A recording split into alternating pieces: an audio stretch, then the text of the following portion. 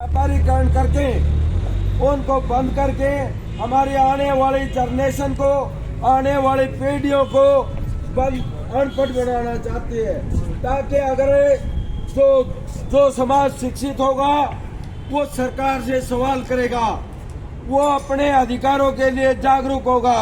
उस जागरूकता को कम करने के लिए उसको जागरूक ना हो, अपने अधिकारों के प्रति जागरूक ना हो, अपने अधिकार ना मांगे, इसके लिए सरकार दिन प्रतिदिन सरकारी विभागों को सकोड़ रही है। इसी प्रकार से पानी विभाग की बात करें, जो आज से पानी एक मूलभूत आवश्यकता है। हवा के बाद पानी सबसे बड़ी जरूरी चीज है, परंतु उसको आज बोतल बंद पानी बना करके उसको बेचा जा रहा है। आज से जिस प्रकार से पानी का व्यापारीकरण किया जा रहा है, जो सीधा हम जमीन से पानी निकाल करके नदी और समुद्र से जोड़ों से पानी यूज करते थे, आज पूरे का पूरा पानी बोतल बंद और कैंपर बंद करके उसका व्यापार किया जा रहा है। एक बहुत बड़ा जो बिजनेस है पूंजीपतियों ने पानी के नाम से खड़ा किया है। तो साथियों, ये चीजें समझने की जरूरत है। इसी प्रकार से जो गरीब का रथ थे, जो रेलवे लाइन और जो हिंदुस्तान की रेलवे जो गरीब आदमी की लाइफ लाइन है, आज उसको व्यापारीकरण किया जा रहा है। उससे रेलवे को अडानी और अंबानी बड़े बड़े पूंजीपतियों के हवाले किया जा रहा है। वो रेल पूरी तरह से गरीब आदमी विरोधी होती जा रही है। आज एक स्टेशन पर खड़े होने के लिए अगर हम किसी प्रकार से अपने परिवार के किसी सदस्य को अगर हमें रेलवे स्टेशन पर छोड़ने जाते हैं तो कम से कम 50 रुपए स्टेशन फीस लगती है। साथियों, इस प्रकार की जो नीति है जो व्यापार की, आज इसको समझने की जरूरत है। जैसे आज पूरे का पूरा रेलवे बेच दिया जा रहा है, इसी प्रकार से हमारी जो LIC जीवन के साथ भी और मृत्यु के बाद भी इस प्रकार के नारों से विकसित हुई थी, और उसको लगातार जब आदमी को एक सिक्योरिटी के रूप में LIC को काउंट किया जाता था, परंतु आज हालात इस प्रकार के हैं कि उस LIC का शेयर भी पूंजीपतियों के अडानी और अंबानी के हवाले कर दिया गया है। आज कोई गारंटी नहीं है कि जो इंश्योरेंस हमें ठीक समय पर मिलेगा या नहीं मिलेगा।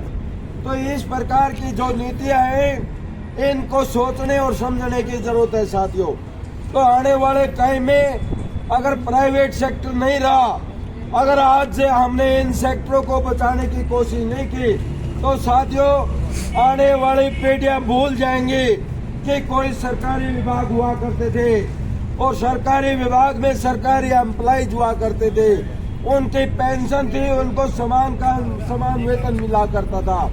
परंतु आने वाली पीढ़ियां हमारे को याद करेंगी कि अगर जब आपके विभाग बिक रहे थे, जब आपकी पेंशन बंद की जा रही थी, जब आपके अधिकारों पर कुठाराघात हो रहा था, जब आपके अधिकार छीने जा रहे थे, उस समय आप पे क्या लड़ाई लड़ रहे थे।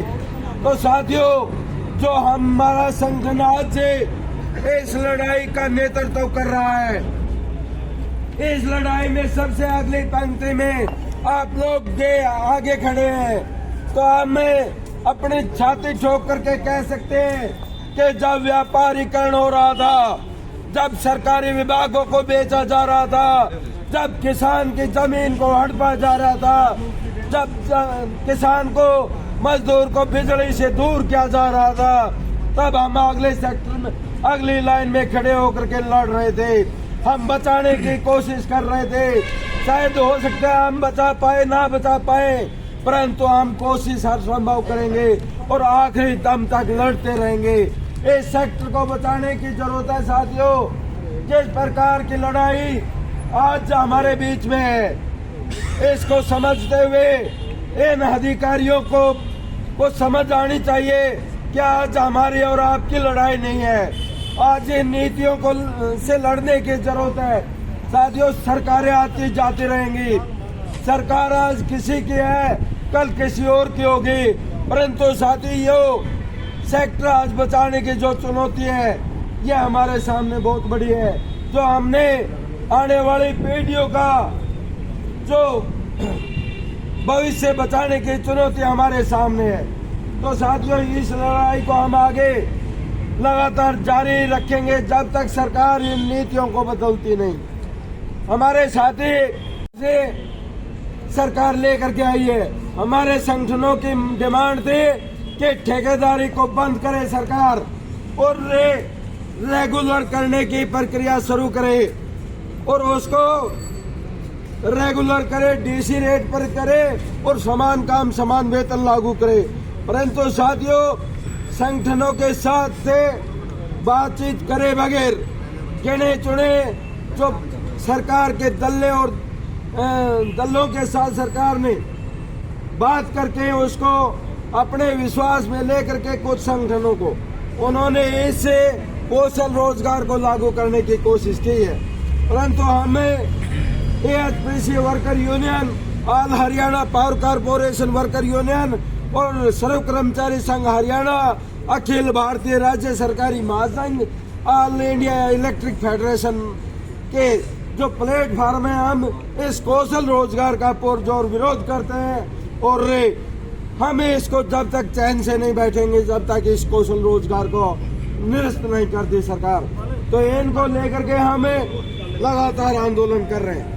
तो साथियों, आपने मेरी बात व्यापारीकरण करके उनको बंद करके हमारी आने वाली जनरेशन को, आने वाली पीढ़ियों को अनपढ़ बनाना चाहती है, ताकि अगर जो समाज शिक्षित होगा वो सरकार से सवाल करेगा, वो अपने अधिकारों के लिए जागरूक होगा। उस जागरूकता को कम करने के लिए उसको जागरूक ना हो, अपने अधिकारों के प्रति जागरूक ना हो, अपने अधिकार ना मांगे, इसके लिए सरकार दिन प्रतिदिन सरकारी विभागों को सकोड़ रही है। इसी प्रकार से पानी विभाग की बात करें, जो आज से पानी एक मूलभूत आवश्यकता है।